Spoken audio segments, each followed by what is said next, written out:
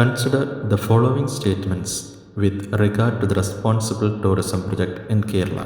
1. The responsible tourism project was launched in Kerala in 2008. 2.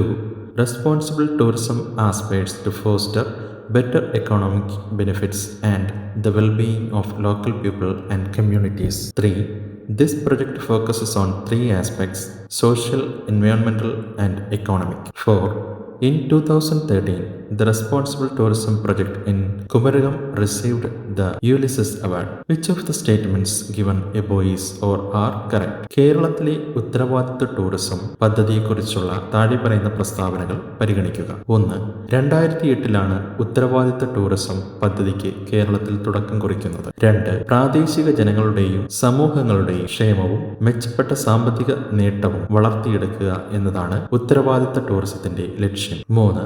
സാമൂഹികവും പാരിസ്ഥിതികവും സാമ്പത്തികവുമായ 3 കാര്യങ്ങൾക്കാണ് ഈ പദ്ധതി പ്രാധാന്യം നൽകുന്നത്. 4. 2013 കുമരകത്തെ ഉത്തരവാദിത്ത ടൂറിസം പദ്ധതിക്ക് യൂലിസസ് അവാർഡ് ലഭിച്ചു. മുകളിൽ നൽകിയിരിക്കുന്ന പ്രസ്താവനകളിൽ ഏതാണ് ശരി? Answer: all of the above are correct. മുകളിൽ നൽകിയിരിക്കുന്ന എല്ലാ പ്രസ്താവനകളും ശരിയാണ്. The new chairperson of Kerala state human rights commission. Kerala സംസ്ഥാന മനുഷ്യാവകാശ കമ്മീഷന്റെ പുതിയ അധ്യക്ഷൻ. Answer: justice Alexander Thomas.